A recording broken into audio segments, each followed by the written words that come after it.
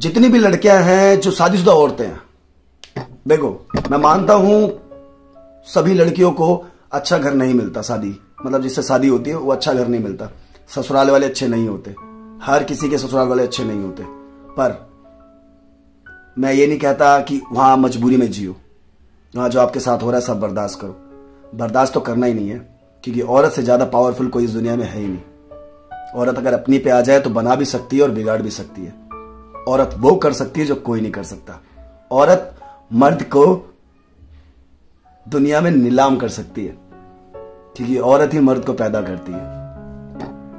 तो मैं ये कहना चाहता हूं सिंपल सी बात, कि शादी के बाद जो तुम्हारे फ्रेंड थे पहले, या फिर किसी भी रीजन से तुम्हारी किसी से बात होनी शुरू हो गई, उसके बाद वो तुम्हारा बॉयफ्रेंड बन गया।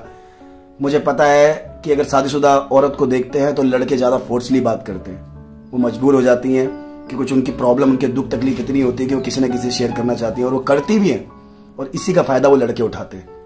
तो मैं शादीशुदा औरतों से एक बात कहना चाहता हूं, अपनी जिंदगी बर्बाद कर रही हो आप। उस रिश्ते का कोई वजूद इसलिए नहीं है क्योंकि गलती उस लड़के की नहीं बोल रहा मैं जो बोल रहा हूं मेरी बात को पॉइंट से समझना, सबसे बड़ा फैक्ट है ये। जब तक आप एक रिश्ते में हो तब तक आप दूसरा रिश्ता नहीं बना सकते। ये ऐसा नहीं है कि मैं कानून के हिसाब से बात कर रहा हूं, कानून में तो है ही, बट एक अपने दिल में भी है।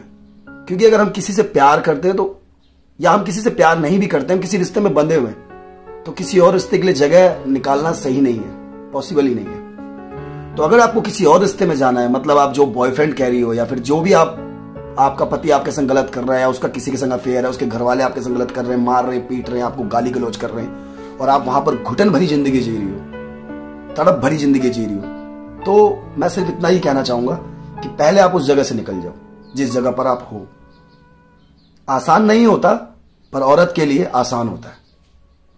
आसान नहीं होता ये सब करना, सिर्फ बोलना आसान होता है, ये आप लोग सोचोगे ये लाइन, पर मैं इस लाइन की जगह एक बात बोलने जा रहा हूं, जो काम मर्द नहीं कर सकते वो औरत कर सकती है। औरत मौत के मुंह में जाकर एक पति का वंश बढ़ा सकती है।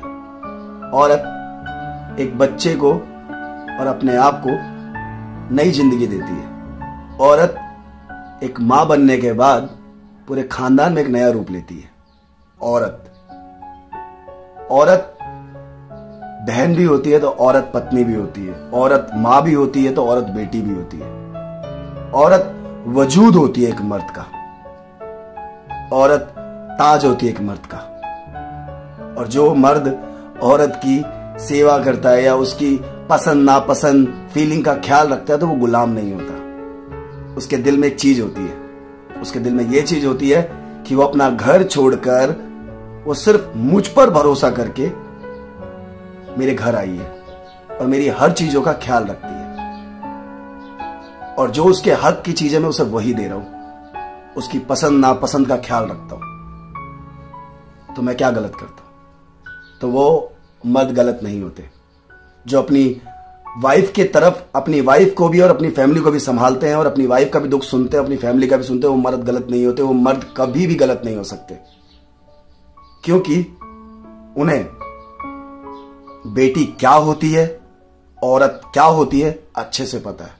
और ऐसे मर्द को मैं सल्यूट करता हूं, जो भी ऐसे मर्द होंगे कि जो औरत की इस तरीके से इज्जत करते हैं। औरत सिर्फ सामान नहीं है कि आप शादी करके लाए और शादी करने के बाद तुम्हारे बच्चे पैदा करेगी, तुम्हारे घर का काम करेगी, तुम्हारे घर में एक टांग पर खड़ी रहेगी, जब सबको खिला लेगी तब बाद में खाएगी। क्या है ये बकवास, ढकोसलेबाजी है ये।